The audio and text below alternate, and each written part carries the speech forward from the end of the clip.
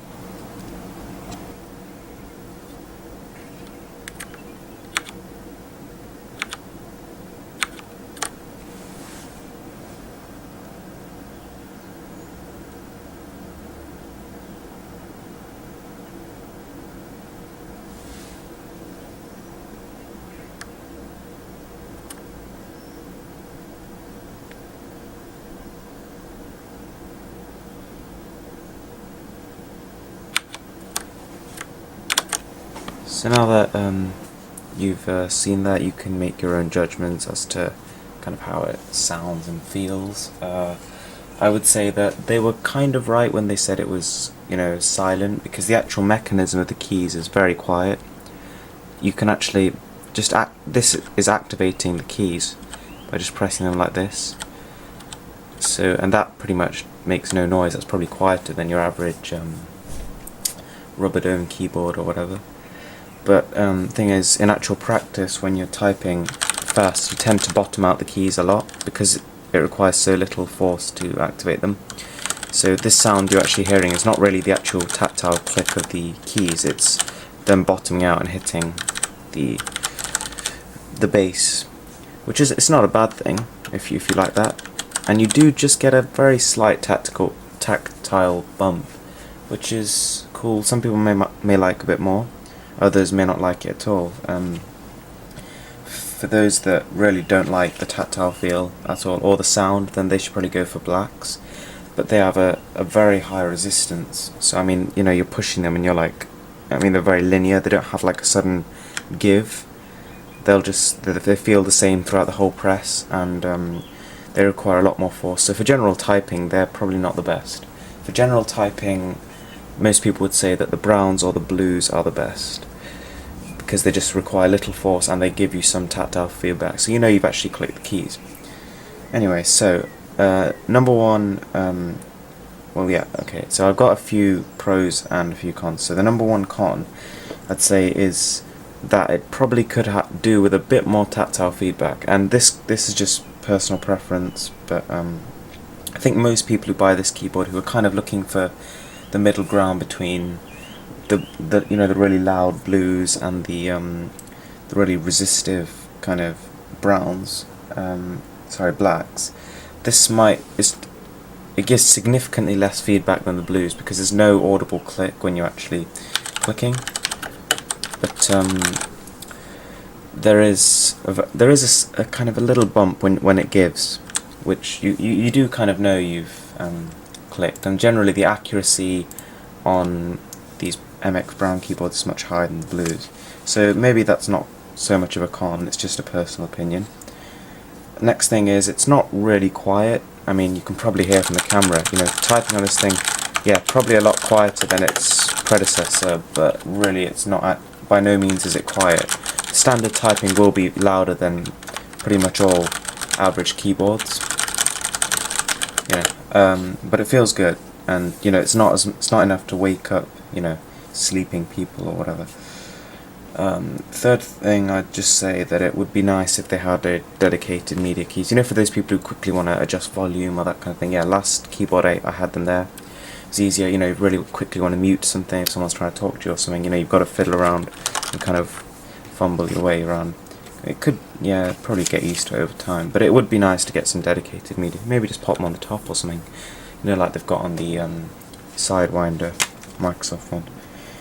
And I did have a couple of issues while I was setting it up. The keyboard, it wouldn't actually stop registering my clicks, and I had actually downloaded the right software. And what I had to do, I had to reboot and then uninstall the drivers and then reinstall them, and for some reason that made it work. And now we'll move on to the more positives, and there are quite a lot of them. So firstly, it's a very solid keyboard and it feels really heavy, which is, it's really good. It's not going to move around while you're gaming or typing or whatever you're doing. It's going to sit there. It's got the really nice matte finish, which I like, and I'm the kind of guy who would just hate fingerprints. I'd constantly be trying to wipe them off and everything. I just wouldn't be able to deal with that, so I'm really happy that it's a matte finish, and it does look, if not, as good, if not better, than the normal Ultimate. The individual backlit keys you can really tell it's very even lighting and it's very bright. You probably saw when I was typing in the dark how bright it was, but remember, this camera doesn't do it any justice, and it looks just really awesome when it's on full brightness. It's not going to blind you, but it's the brightest keyboard I've seen by far. which is something that most people are gonna really like. You know, those people who like all the flashy colours and everything, and it's pretty impressive just to look at, really. So it's nice to type on. There's I think it's a 45 gram actuation force, which is really quite good. So I've moved from a Cytec V5, and now that felt fine when I was using it, but now when I go back to that, it feels very mushy and very resistive. This just, you know, it flows more. It's probably a little bit stiffer than the original Blackwidow, which I used in a shop, but if, say, this is your first mechanical keyboard, which it is mine, you probably won't notice at all, and I think it feels really nice to type on. It won't fatigue you at all. You know, you write for 2-3 hours, I think you'll be fine on this. Because, I mean, it may take a bit of getting used to, because it's just such little force needed. So you'll find at the start you might end up clicking loads of keys that you didn't mean to accidentally. But that's all, you know, I think within a week you'll be pretty much sorted on that field. I like the fact that, you know, it is good for pretty much everything. It's kind of the middle ground between the really clicky-clacky blues, which are really not good for those people who like to game, or, you know, they're stealthy and they don't like the whole, you know, the noisiness of it. You know, if you're trying to hear your sound and you've got all this clickiness in the background, then most people who play games won't like that. The blacks are like the typist enemy, really. You know, with 70 grams of actuation force, they really do strain your hands after probably anything more than about 20 minutes for me. So they're not very good for typing. I'd say but a lot of people do like blacks for gaming. So I'd say these are middle ground, you know. They've not got the really clickiness of the blues, but they've got, you know, a slightly more balanced feel to them, for want of a better way of putting that. And so yeah, that pretty much concludes it. I would really totally recommend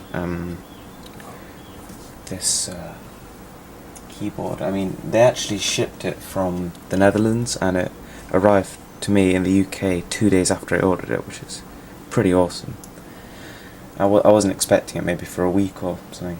I mean, I've heard some people have had longer shipping times, but for me the experience was pretty awesome.